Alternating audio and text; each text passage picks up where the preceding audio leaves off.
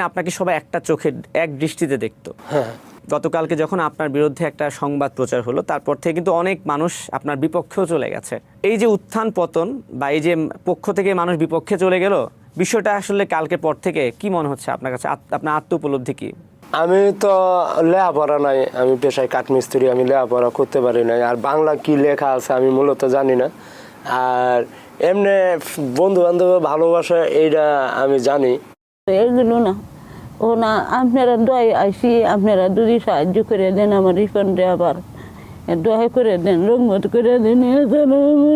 কিছু নাই, বাবা নাই, মা নাই, ছোটটাই মরে যায় আমার বাপ মা। এডি আমার বাপ মা, এডি আমার সব কিছু, আর কিচ্ছু নেই বাবা। আচ্ছা, এমনটা কি হয়েছে নাকি যে সাংবাদিক গিয়েছিল উনি কি আপনাকে কোনো কথা শিখিয়ে দিয়েছে বা জোর করে কোনো কথা বলেছিল?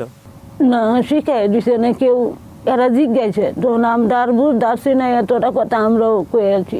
এমনিতে আমি জিজ্ঞেস করছি, ধরুন রিপন ভাইয়ের সঙ্গে তো ধরুন আমাদেরও তো মায়ের সঙ্গে ভেজাল হয়, বাবার সঙ্গে একটু ঝগড়া হয়, সন্তানের সঙ্গে না, ঝগড়া হয়েছে না, তার লোক ঝগড়া হয়েছে না, আমরা তো বুঝতে পারছি না বাবা। সাদা সিধা মানুষ না, মূর্খ মানুষ।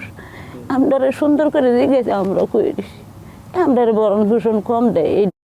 ওই বললো যে ওনার আম্মু বলছিল যে রিপন ভাইয়ের মা যেটা বলছিল আর কি, যে রিপন ভাইয়ের বউ এসেছে, মানে স্ত্রী এসেছে, বাচ্চারা এসেছে, তাই তো? আমি কখনো চাইছিলাম না আমার আব্বু আম্মু আমার বউ বাচ্চা আমার লাইনে আসবে, মিডিয়ার সামনে আসবে, মিডিয়ার সামনে আসবে। আমি চাইছিলাম তো একটু গোপন থাকতে। খারাপ হয়েছে আমি ওই তাদেরকে খারাপ না বানাই। তখন এই কিছু মিডিয়ার জন্য আজকে আমার ফ্যামিলি নিয়ে লাইভে আসতো।